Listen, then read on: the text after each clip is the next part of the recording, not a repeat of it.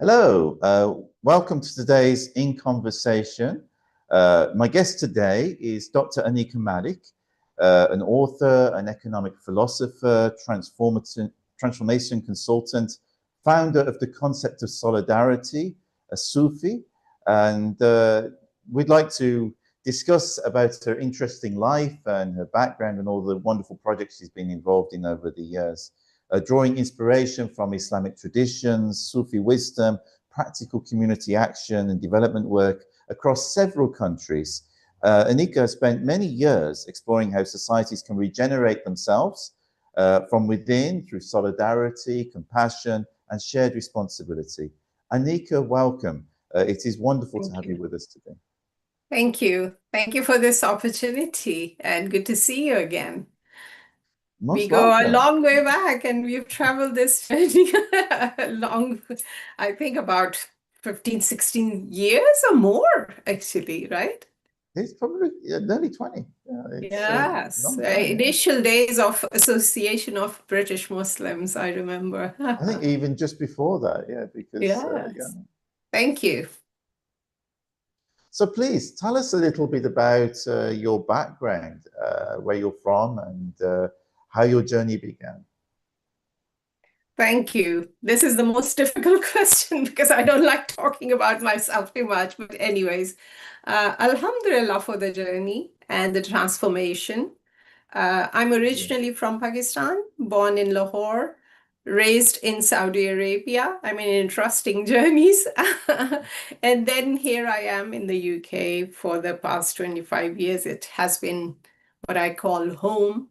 Um, Amazing. and I have written in my book as well that I supposedly found, I feel like I became very closer to God in a supposedly secular and a country where maybe, I'm not going to say not Islamic, but in a godless society.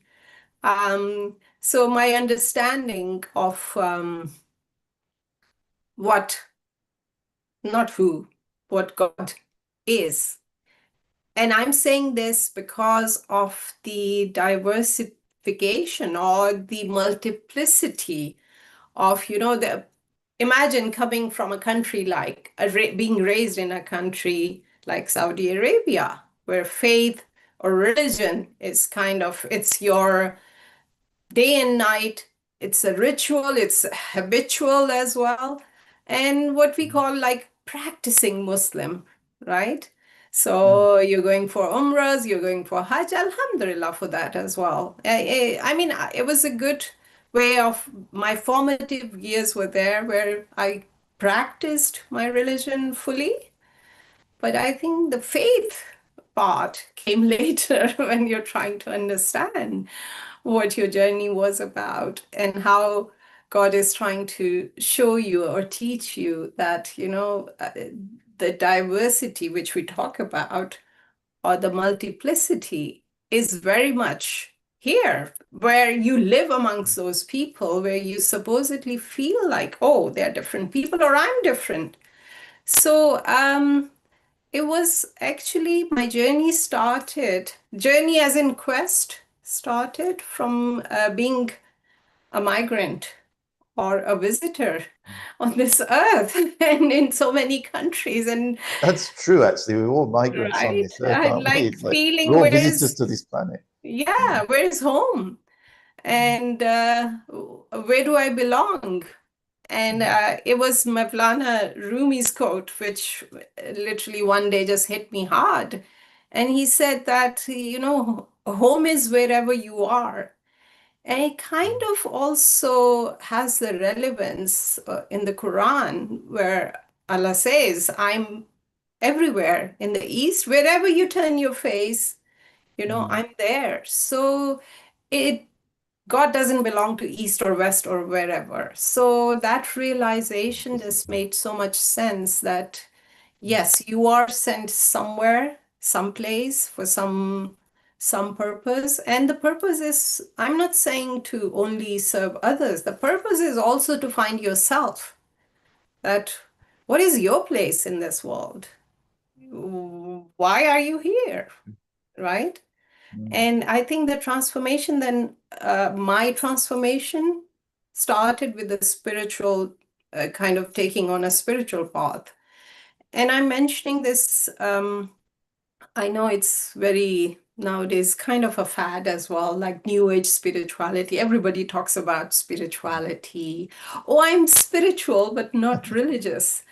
Yeah. But I'm saying this spiritual journey as in the realization, when it kind of just dawns upon you that it's everywhere.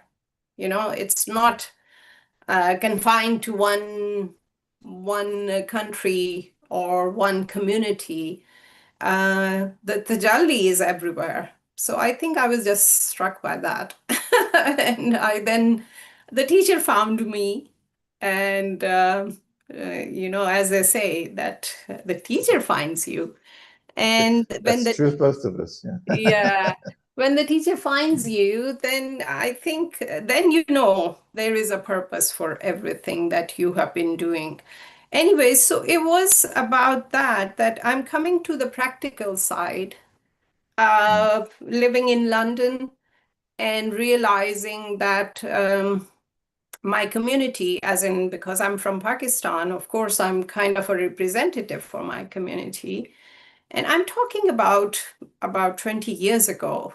The realization was like, why are we behind? Why are we so complacent? And why are we so slack in that? Why are we such a close community? And all this insecurity around our faith. I call it insecurity because I see people being so insecure about their faith. And I thought, what is happening here? And why aren't we Yeah. doing anything about it?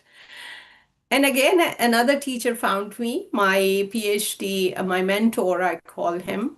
I don't call him my supervisor because he told me, he was the first person. He said, Aneeqa, I'm not your teacher. You're my teacher. There's Wow. no, yeah, don't put me on a pedestal. And also, the thing I learned from Ronnie Lessem, I have huge respect for him, Professor Ronnie Lessem. He said to me, don't complain about things. If you can't do anything about it, then don't complain. And if you complain and doing something about it, then I know it's fine. Then come to me and tell me why you're complaining and doing something practical. So I thought, okay, let me see what we have to do. I mean, that is where my quest started with the community work.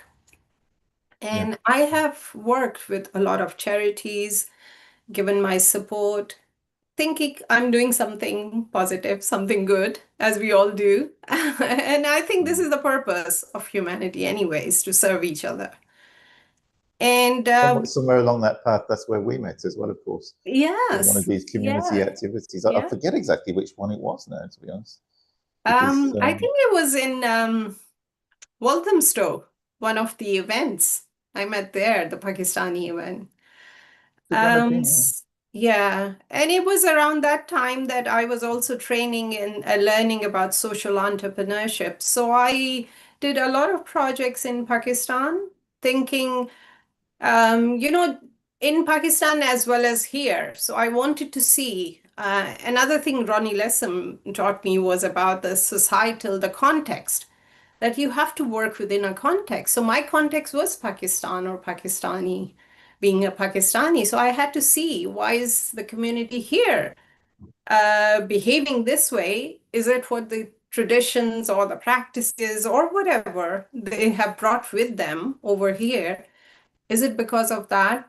And so I started projects like kind of bilateral here and there, taking people from here. I took a commission to Pakistan on social entrepreneurship to explore. So that is the community aspect.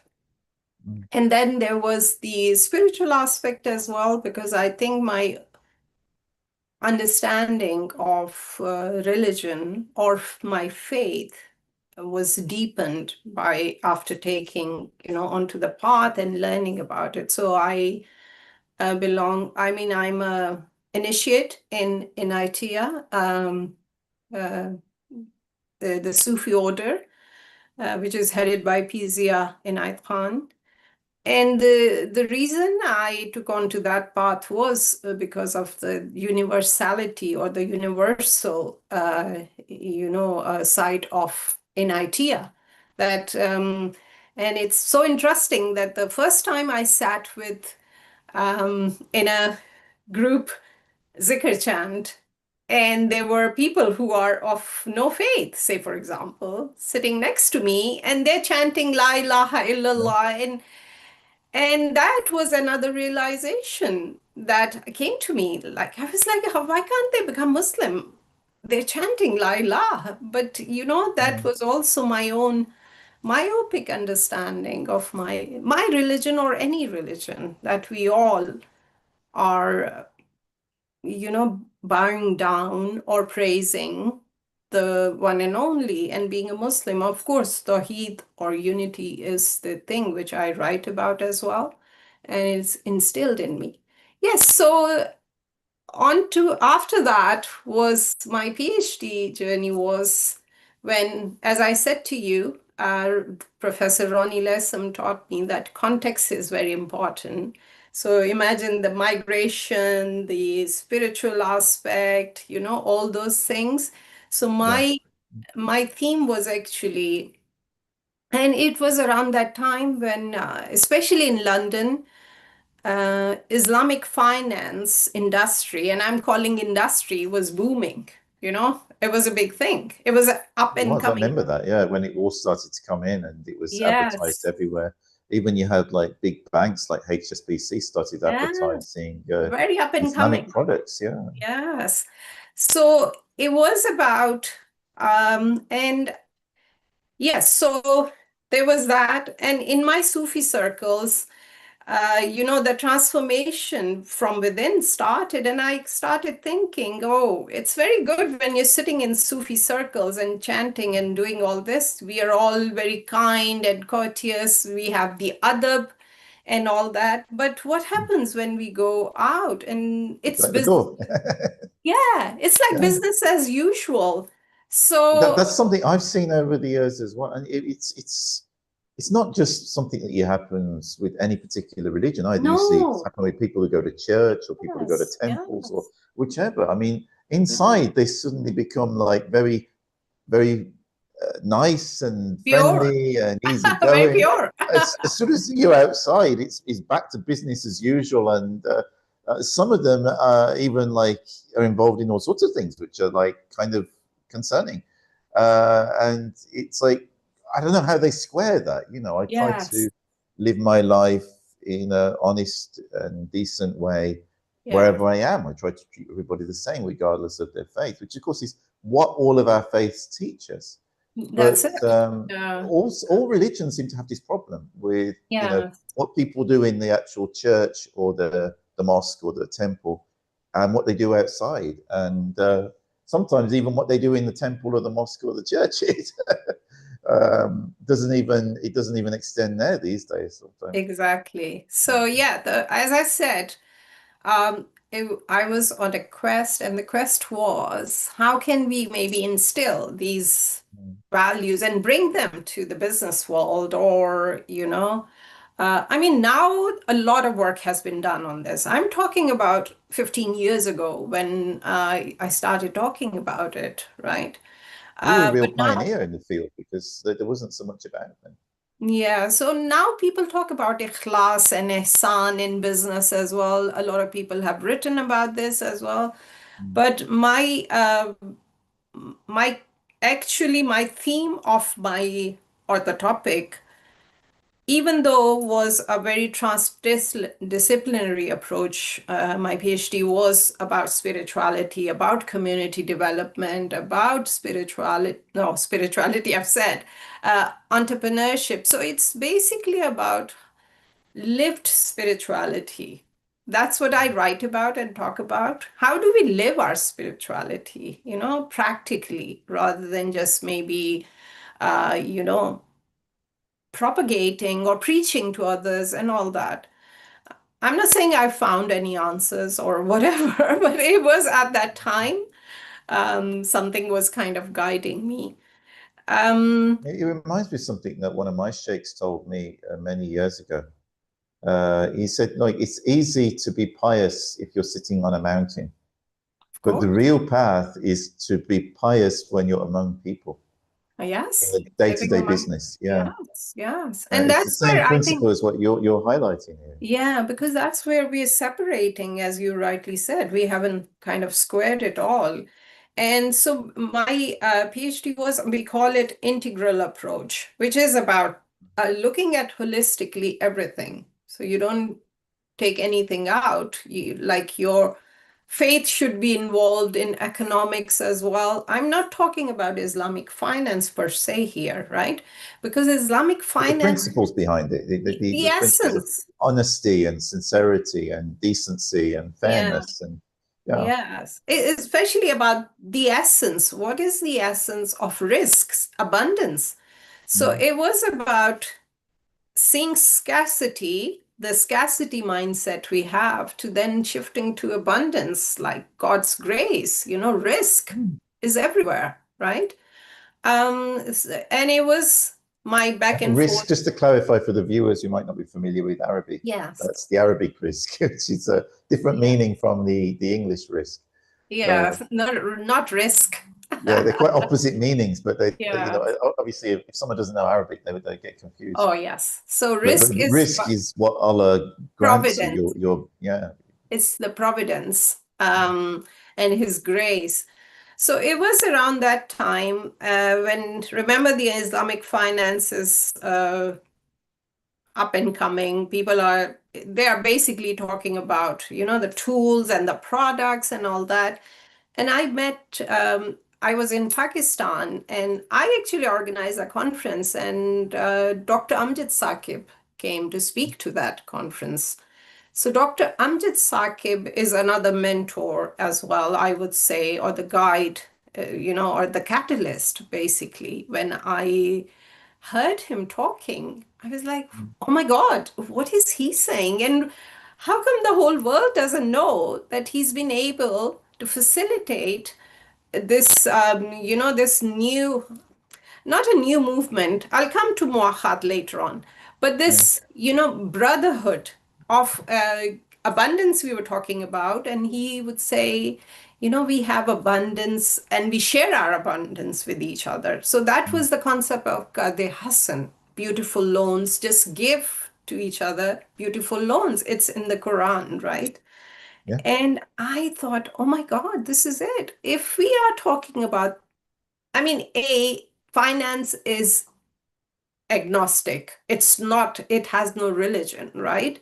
Yeah. But the ethics or the principles we follow in Islamic economics, they base on this, what Amjad Saqi was talking about. And it was about Qard Hassan, like give loans without interest, charging any interest. And they have his foundation, Akhwat Foundation, has been able to facilitate about, they've given loans to 6 million people or counting. I don't know the numbers now, which is a huge number. And Well, it's I came, remarkable. I was invited to a conference. I think it yes, was in Birmingham last year. I sent you a picture of me with yeah, Dr. Amjad, yeah. and it's yeah. I mean, he told me all about the work that they do, and I was really astonished. And I didn't know like the degree of work of what they've done. I'd heard about them through you before, but I'd never really investigated it. So I was quite astonished, and why, as you say, that more people don't know about this wonderful organization and the work that they do. Mm. And especially the reason I became his biggest follower or fan was that the philosophy, which I Mm, think Muslims, all of us have to, and overall, if you look around now, even in the Western societies, mm, there is a return going back to philosophy because of AI, with the digital technology just taking over, they're now turning back to philosophical thinking, not just mm. critical thinking, because that was the basis. This is the basis of humanity, So Amjad Saqi was talking Yeah. about philosophy. And I thought, yes, this is it. This is what is missing. So I came back and I told Professor Ronnie Lessem, my supervisor, I said, I met this person and this is what Akhwat is about. And I literally, it gives me goosebumps when he said, what, he's a Jewish person. I mean, it doesn't follow his faith, but so what? He said, this is phenomenal, Aneeqa. This, how come the whole world doesn't know about this? And he said to me, this is your now responsibility to tell the whole world about this. And you're writing a book on this. And You also mentioned something there, the fact that he was a Jewish person. This would surprise many people, but it shouldn't surprise many people because also within Judaism, they have a very strong tradition of yes, ethics, morality, of giving to, and supporting those who are less well off. I mean, sadaqah, literally the same word that we yes, have from yeah, Arabic, they have it in Hebrew and obviously would have had it yeah. before us. And And it usury means the is same not thing. allowed. Yeah, usury is not allowed in Judaism as well, right? As in is in Islam, usury, interest, charging interest. Well, in fact, I mean, the only reason why you found some, and it's only some, because it's certainly not all by any means, that some Jewish families got involved in banking in the West was because it was one of the few things they were allowed to do when they were in the ghettos. Yeah. Because literally all of the trades were cut off from them in many parts of Europe. But they were allowed to do banking because the Christians at that time also didn't like interest. They thought that was haram, that was forbidden for them as well. So they thought, okay, well, we'll make use of these Jewish people and get them to do it, even though they didn't want to do it, but they had to survive. Hmm. And it's a shame that people don't know about these things in history. It really puts Hmm. things into perspective. Um, So but yeah, I that mean, was as for Judaism itself and the Jewish community, I mean, they have very similar principles to us. yes, of course. Yeah, people of the book, right? Mhm. So yeah, that was another realization. And my professor made me write my first book. But I Mm. panicked. I said, I've never written a book. I can't do it. And it gives me goosebumps. He looked straight into my eyes and he said, but Aneeqa, the book is inside you. And he was right. Because once I started writing, the pen wrote the book.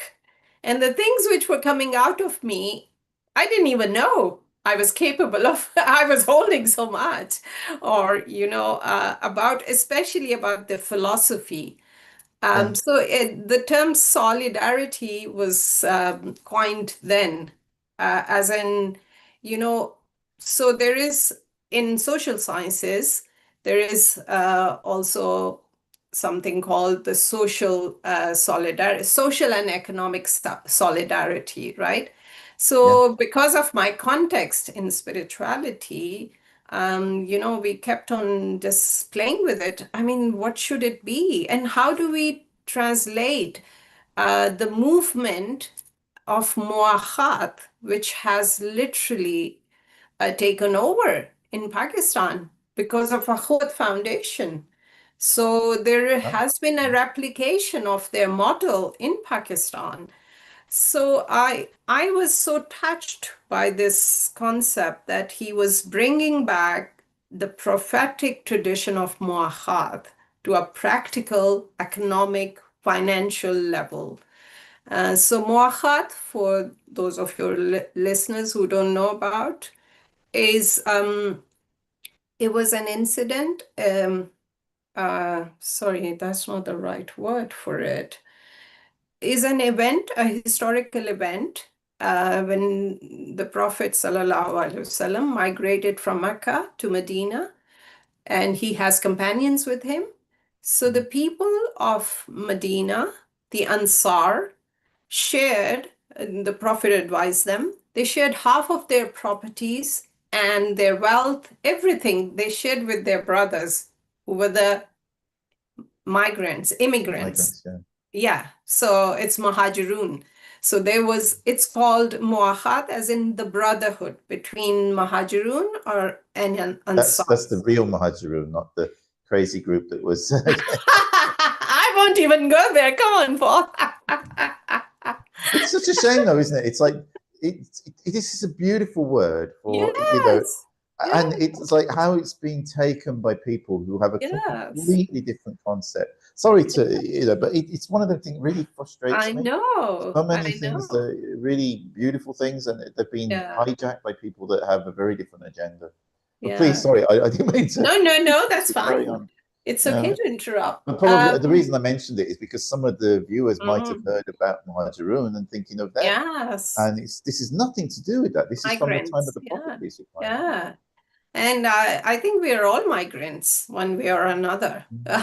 So, so yeah, it just literally hit me very hard that here he was, and this wonderful, amazing, mm, concept which he's picked up.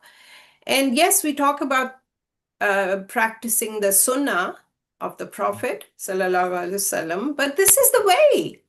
Practically, this is what we should be doing. He said, "Share with your brothers your abundance." Simple concept, but how difficult it is for us to put this into practice. To say, "Oh, Yeah. I have enough in my bank or in my house. Here you go. You use it. Give it back when you can." Or if you can't, it's okay. I understand the practice. I'm not going there. It might sound a very poetic or very altruistic, idealistic kind of view of life that, we share with each other. Yes, but we don't, right? So that was the simple concept that people who have should share with the have-nots, their abundance. I'm not saying that, yes, you should also enjoy life. You don't have to live a frugal life if you don't want to, but you can share your abundance. And in a Pakistani context, again, talking about the context, is that, it's a society which is socially so, the social classes, it's so divided. So he saw that the rich have a lot and the poor are very poor. So, and imagine it worked in Pakistan. I've been trying for the past 10 years to set up something like a Huat here. It didn't work because here we think from here and thinking from your heart. So, of course, being a Sufi and being, following the NIT path, it's all about the heart, and Sufis are purification of the heart. So, how do you, But sorry. also, there's something that many people might not be aware of here, because even like many Muslims today, they don't know about Sufism, and they think that It's Sufism is haram. just literally singing and dancing and like making zikr, which of course we do, Yeah. but that's not the real essence of Sufism. That's just things No, that we do. no. It's like historically, many of our viewers might not be aware, but it was often Sufi groups that were deeply involved in developing economic networks, because these were people Yeah, precisely who yeah. had spent their whole lives developing what we call ikhlas, which is sincerity. So Mhm. these were truthful, reliable, honest people, and people could actually leave with them some money or some, goods or something, and know Mana. that they could come back later and they Yeah. could retrieve their items or their money, Mhm. or they could write a letter and say, and the person see the signature and the stamp, give this much to this person, he is on my behalf. And of course, this is where This is we the started to concept of get amana, the trust. Yeah. amana, and also even like the concept of like checks and paper money and these sort of, which even like Europe has benefited from since. Yeah. But these concepts were actually developed in many Muslim communities, Yes. and it was Sufi communities that were often really integral to developing the economic basis of many of these communities. But Yeah. people don't realize it, especially when it's like, I read somewhere about, in Southeast Asia, where you've got many like seafaring countries, and they were more than like Indonesia and Malaysia. In the past, there was lots of different sultanates. And of course, whenever you go on the sea, especially in those days, there was a big risk that your ship could sink. And I forget the exact details of it, but I encourage our viewers to investigate this themselves. Mm. But there was actually a group of Sufis that set up some kind of an insurance system within what Islam permits that Mm. allowed people to trade safely and mitigate those risks. Mm. And that allowed trade to prosper in Southeast Asia, which it wouldn't have been able to do otherwise. Mm. Yeah. Yes. So you said that people don't know, and you use the word investigate. Um, I think this is maybe our downfall is that we have lost the love for knowledge or investigation. We've just left it. So that is why, Well, I haven't. because, sorry? I haven't. No, But I no. know what you mean. It's like Yeah. as Muslim communities, even beyond Muslim communities, a lot of people don't read anymore. They don't research. They don't investigate. Mm. And I mean, AI is brilliant in so many ways. I mean, it can help us, but only if we use it constructively. A lot of people, they get lazy now and they just ask AI. They don't double check what AI has told them. Mm. So that was another thing my professor, Ronnie Lessam, instilled in me, the love of knowledge. He said, just keep, I mean, I did my PhD when I was 50 plus. And, it was about something inside you. And it's so true that the teacher has to find you because they are the ones, your guides, who will hold your hand and show you the way or tell you about yourself that you are capable of this. You might not be able to see that yourself. And Alhamdulillah, I've found all those teachers around me. And, it was Allah's grace as well that, He made this possible. And I think this is what Carl Jung also said about individuation, that, that's how your individuation process, that you have to construct your own self and understand what is Mm. hidden. People talk about the potentiality, we all have the potential. This is, in practical terms, this is what it is. That within us are hidden these gems which we have to explore. That's why I use the term quest. You have to be on that quest and be open and curious about this. So I think it is Allah's grace and those teachers who told me that this is your job. And my job was only to introduce people of this concept of, so yes, coming back to solidarity was, I was trying to translate it into an English term, not brotherhood. Again, the Egyptian brotherhood. I didn't They want spoil to. everything, don't they? I mean, it's like, But muakhat actually means yeah, spiritual brotherhood, right? yeah. But I didn't want to use that term. And I thought, okay, so from social sciences perspective, it's solidarity. And from a spiritual, it's the soul that we have in common, right? Mm. And the brotherhood is this for all humanity, not for Muslims only. And one thing was that, and the other was uh, in London, as you know, I was very active with charities.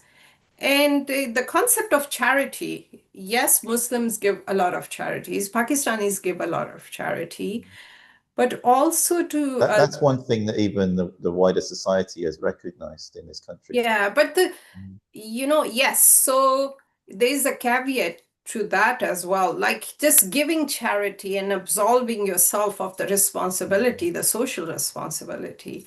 So, so the task I was given by my supervisor was how do we now turn this on its head, as Dr. Amjad Saqib has done with Qard Hassan or interest-free loans, the concept of charity.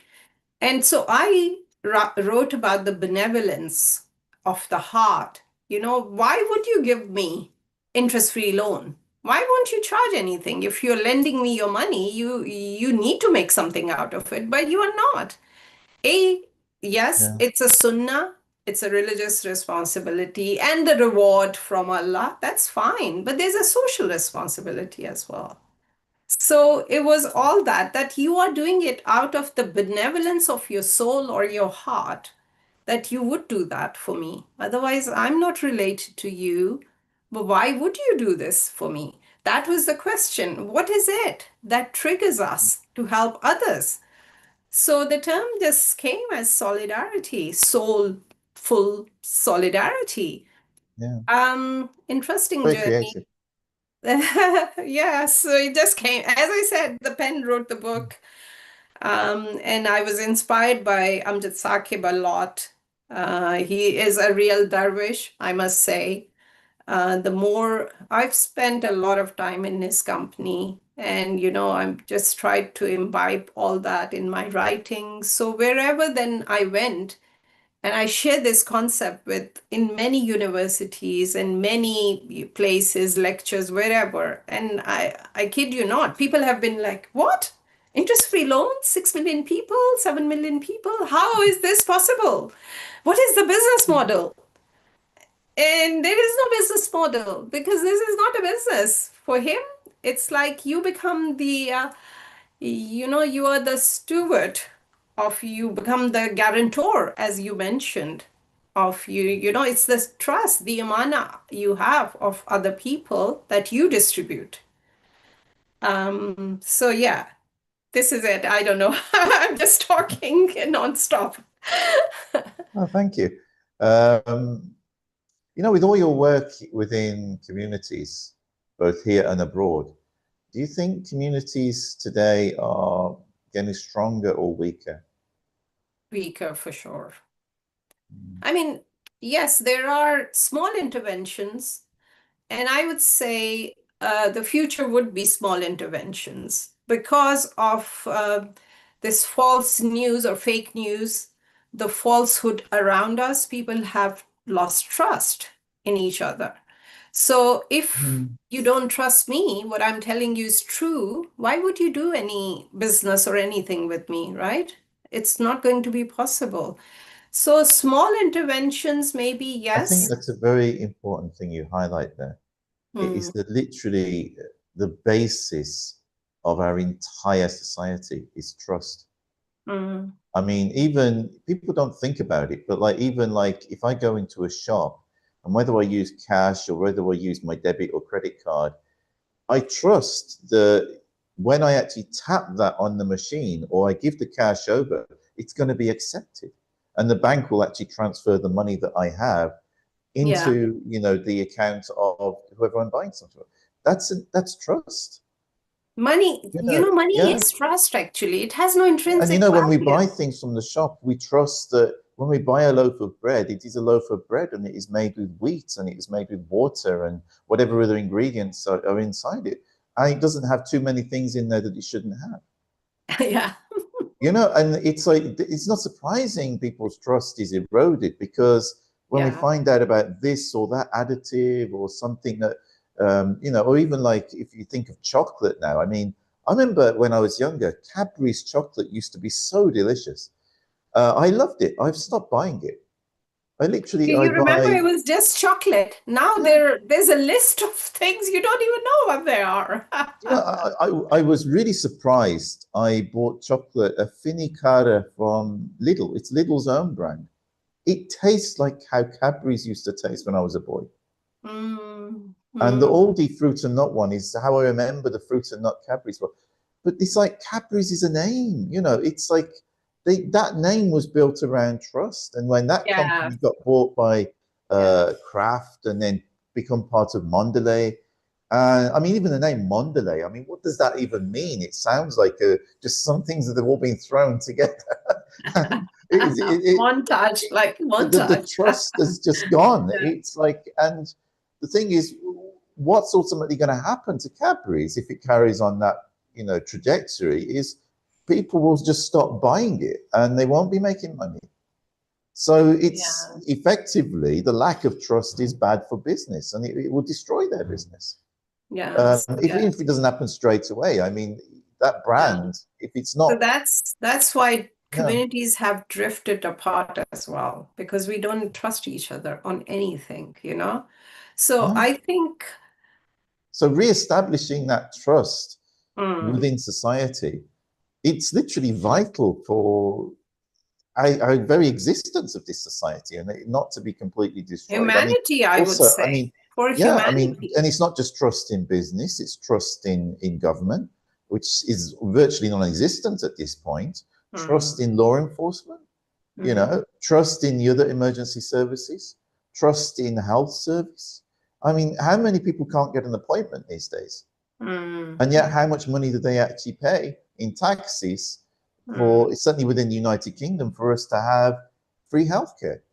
But we mm. can't even get any healthcare a lot of the time, or things are misdiagnosed or take, you know, literally years or a decade to be diagnosed properly. Mm. I mean, Yeah. it's really quite So, very concerning. yes. So I think it's actually the aftermath of shoving down individualism our throats. It was about, I'm an individual, and this whole trend, it has backfired, right? Because when I say we as humans, have always survived in communities with communities. I'm not talking about tribes or clans, that's separate. What I'm saying Yeah. is, we have survived in communities. That was the essence of how we survived on this earth, right? And now, if you take that away, of course, A, there's no trust. B, people can't be bothered about the other person because the self care and self love and all that, this new trend. But I'm hopeful. I'm Ronnie Well, Lessons I a remember student. So I one of say, yeah, one there of is my opportunity teachers. for us, maybe, I to. remember one of my teachers. He said to me, everyone talks about their rights, and he says, "Of course we have rights, but it's not just about rights. It's hi, Alex. Oh, this is Mohammed Abbasi. I thought, no, I mean it was. How are you? You can't help yourself, right? Hmm. um, no, I was saying one of my sheikhs. He said we all have rights, but it's not just rights. We have responsibilities. And the Mm, thing that people have disconnected from is the fact that everybody's talking about their rights. I have a right to this. I have a right to that. Oh, maybe you do. But the thing is, those mm. rights are connected to your responsibilities. If you fulfill your responsibilities, That's everybody it. fulfills their responsibilities and duties That's to it. society, then Yeah. everybody's rights can be protected, but they cannot be protected as long Mm. as we're not doing fulfilling our part of it. That's it. I don't want to bring politics into it, but politics, of course, we should be talking about this. I mean, no one But this is on a person, personal level that everybody has that, regardless yeah, of politics or anything else. It's no one, it's the no one basis of political society. leader can now save the whole country. As you rightly said, people need to see their responsibility as well. I mean, imagine, I can't believe I was somewhere in Glasgow and it was filthy. And I thought, what has gone into people? It's like people just don't care. It looks like a third world country, to be very honest. I'm sorry to say that, but No, I'm, it's not the only place either. It's yeah. yeah. So supposedly we were the civilized people. We've learned and the civic rights and civic uh, education we were given. And this is what is happening because, as you rightly said, people need to see their responsibility. And every human has the responsibility to work not on themselves only. First, start working on yourself. It is your responsibility. It's no one's responsibility. No one is responsible for your behavior, not your parents. They raised you, fine. But you turned into another person. You have to work on yourself. Then your responsibilities towards your neighbors or community and your relatives or, family, all that. Yes, the responsibility. Thank you for saying that because we all talk, and it's all about rights. Yeah, you are so right. We have to see the responsibility.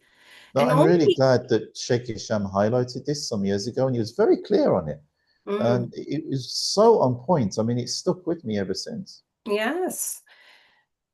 Yeah, so you see, the thing is, the societal regeneration that I talk about and write about is what we have to be, um, the thing is, what is emerging amongst us is what we need to be very aware of. And we are not, because it Mm, requires presence or responsibility to see how societies are reshaping.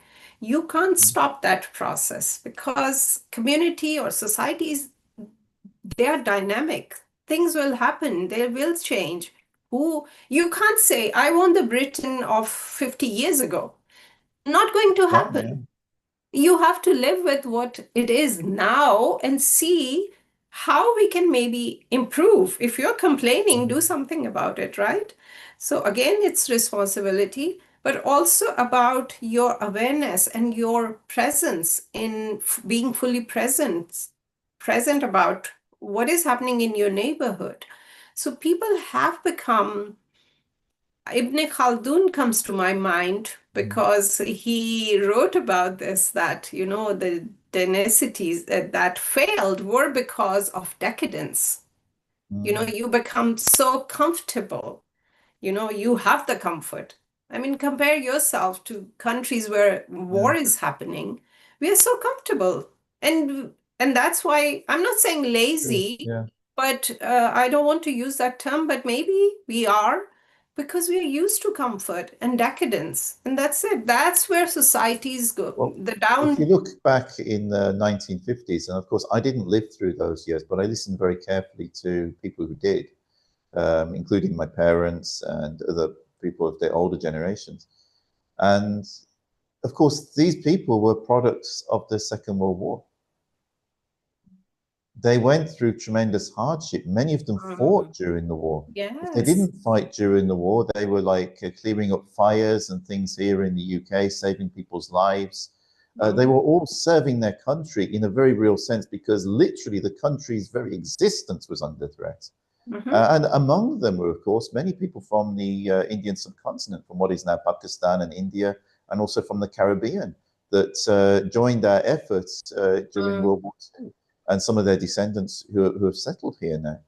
Um, but I mean, that's why the country was the way it was afterwards, because they had that kind of ethic of contributing to the good of society and mhm, working hard mhm, for it, and they all put that effort in. I mean, you hear about people now, they complain like if somebody, a group of people are building a new mosque or a temple or something, and they say, how come they can have that? Our churches are closing down. And you ask them, well, do you go to church? No. What's that got to do with it? mm, Well, you know, it's like the reason these people are building their buildings is because they're actually supporting it. They're coming together and they're building something, and mm, they're investing in it. I mean, if you invest in your churches and support them and attend them, even if you don't have church services there, if that doesn't suit you anymore, use it as a community hub or something. Do something else. But mm, use it, look after it, and then it's not going to fall into anybody else's hands. It's not going to fall into disrepair or be mm, bought and turned into a mosque or a temple mm. or a nightclub even. Some get turned into much I different know, things that are far right? removed from its original Yeah, purpose. But yeah. that wouldn't happen if it's looked after.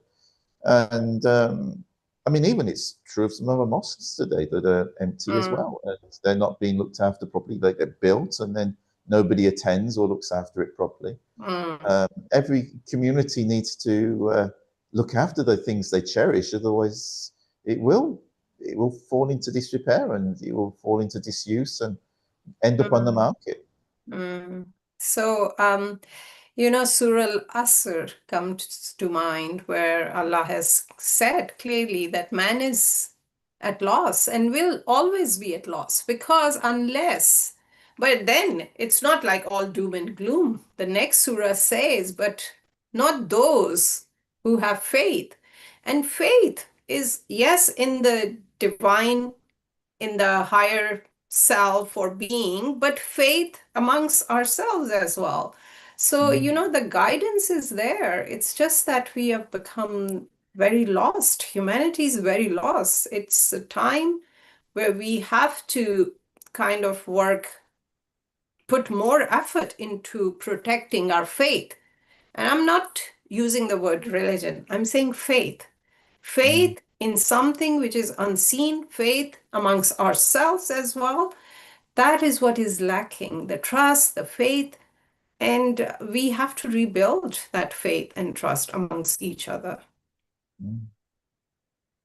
100%. And so what gives you hope as we go forward?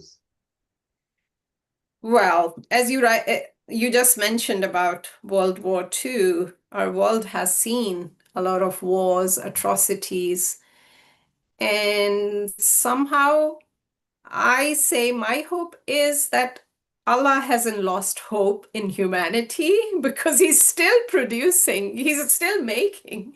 More humans are still coming. So I'm sure He has faith in us, in humans, that, His creation. Yeah, So I won't be, being a person of I faith. think, yeah, I feel I have hope that we will find our way. But if we strive together, strive on individual level as well. So I cannot have not have hope and live with it because that's my death. So living with hope of seeing a new day, you know, just live in awe, the majesty of this world. And I think maybe that will restore your faith in your own self, in the other, in the unseen. You see, that I think that's how I feel. And it keeps me alive. And I feel alhamdulillah, like that's we good. are Yeah. all You know, walking. Sorry. you remind me of something when you say that, because you make a very important point. Allah has faith in us. Of course. And it's something that many people of all different religious backgrounds, they never really think about and often think in a very negative way, but actually, I mean, there's that incident that's related to us within our tradition, that when Adam was created, who is seen as the father of mankind in the Abrahamic traditions, and when he was created, all the angels were asking God, they were saying, what have you done? Why have you created this one? He's going to make a lot of trouble on the earth, him and his descendants. They're gonna make a mess of everything. You've given them free will. They've got desires. They've got and as they were saying this, then God responded to them. You may say these things, but I know what you do not know. In other words, I know Exactly. what I'm doing. Yes. And he loves There's his something that creation. God's put in us that Yes. there is Yeah. the potential for tremendous good as well. Yeah, because look, if we keep having this negative mindset, then all is doom and gloom. But humans have done a lot of wonderful things on this earth as well, being the real vice regents or stewards. We've tilled the garden, as you so to speak. So they have done a lot of things. Many lives have been saved by humans. You see this soul, this solidarity, which is so the solidarity I write about is, I mean, it might remind you of Judaism, but that is the universal, maybe, law of this solidarity between the human, the cosmos, and the divine. It is there because we are working together. So, of course, if there are new human beings being produced, there must be some purpose. We don't know. So we are just part of the process, maybe. As Ibn al-Arabi, I'm a big fan of Sheikh and the Sheikh al-Akbar. And he kind of said that it is his attributes everywhere, right? And everything is in his mind. He knows, as you rightly said. So we don't know. Sometimes we just have to live with that, and that is fine. We don't know. We can't find all the answers. Neither we should strive to kill ourselves over it. Because, if you are in service of humanity or God, and you know what? I learned this. So I've worked about 4 years. It has been. I have been part of a movement of the economy of Francisco, which was started by late Pope Francis. May Allah bless his soul. He did wonderful work. So he started, and it was the inspiration comes from Saint Francis of Assisi. So I am part of that movement of the economy of Francisco. And this is what I learned from my Catholic brothers and sisters, because, I went there as a Muslim or Sufi, but, and I've actually on my YouTube channel, I have a series on this humanity with divinity, because I realize that us Muslims, we all talk about just divinity. It's all about Allah can do it, Allah will do it. Yes, He's the Malik-e-Kul. He will do it. He does it through us. But looking at the Catholics, I learned I kind of just, in this message of common good, of humanity, service to humanity, well, I just learned from them, and I thought, yeah, this is what is missing, that divinity with humanity. We need to also look at humanity. So I know they are all about humanism and humanity, but we need to find a common ground in the middle. And this is what I learned from the integral theory is about this, that, all the concepts, everything has to integrate. So rather than opposing each other, we need to learn from each other. And, but I know it's maybe very idealistic again to say this, but this is how we can maybe resolve these tensions, or, just saying that. So in our integral theory, we have like the four worlds, the south, east, north, and west. And it's cyclical. Like, the values south has, which is community. They're very big on community. The south, like Africa and African nations, you will see they're still very big on community. And the East is all about spiritualism, like very spiritual. And the North is all mind. And the West is all about money and all pragmatism. But we have to, it has to, the holistic view is this, that you can't leave one thing out and just focus on one. So we have to learn from each other. Doesn't happen. And in today's world, it's actually worse. But anyways, I live with hope. I agree with you on that. We do need to learn from each other. Everybody's got something, and if we learn from each other, then we make the world a much better place. Yes, that is the only way we can survive together on this earth. Do you have a final thought that you would like to share? Maybe what is your main lesson from all of your journeys and things that you've done, or something that is like your gem of wisdom or something? I remain a student of life. So I won't say that the final lesson, I don't know, maybe, as I said, to remain in awe and sincere. The sincerity, it just stay grounded. Yeah. And the concept of solidarity is actually what I sort of picked up from Amjad Saqib, from Allama Iqbal. So I actually stand on the shoulders of the giants, the Prophet to start with, the concept of ihsan. So we have to understand ourselves first.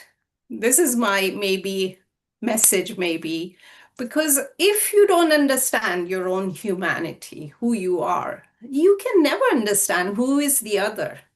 Or as Krishnamurti said, there are no others. There are no others.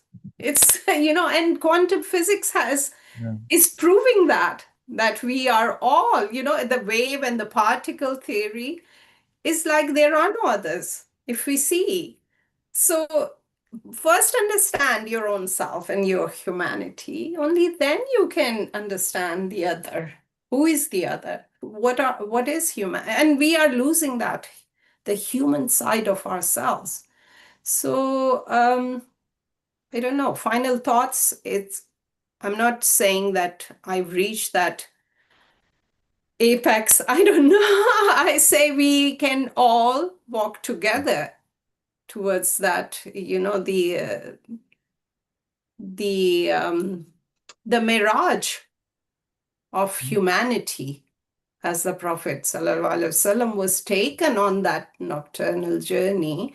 Miraj was to show him all the seven heavens and all the nations, what they did was, and that's why we say he's insani kamil, or the finality of prophethood, is that Allah showed him this is what humans do, and he was shown the whole picture. So I think our consciousness has expanded to that level that we can hold all these views together. But the human side, divinity, humanity with divinity. Yes, don't leave everything to Allah. No, it Yeah. takes some responsibility for yourself. Yes, Yeah. that's it. True. And I remain your student as well. What you were discussing there as well has reminded me of the Conference of the Birds, which of course was Yes, based upon all of that's this, but it. it was sort of encoded in a different story form That's it. and poetry. So as the Bible, it's written that there's nothing new under the sun. And approaching the simurg, they're all searching for the simurg, the great bird, Yes. So there's nothing new under the sun. The story is old. The story is very ancient. We are all ancient souls. God is just showing us again and again till we learn, maybe. And, the perfection maybe will come. I have faith in God, so I have faith in that. He's not doing anything purposeless. So, yes, that's my final thoughts. Amazing. Thank you so much for joining us today, Aneeqa. Thank you. It's always wonderful to talk to you. And thank you for sharing with all our viewers, some of these wonderful insights and views on economics, on Sufism, spirituality, Islam, community, development, so many subjects. And the way you actually integrate and connect it all together is amazing. So, wonderful encounter. It was a real encounter between us. Thank you so much. And to our viewers, I mean, if you like our videos and this series in conversation, please do like and subscribe to our YouTube channel. And there's also a link to my Buy Me a Coffee, which will help me to focus on producing more great content. May Allah bless you all. I wish you all a wonderful evening, and take care. God bless. Assalamu alaikum. Wa alaikum salam.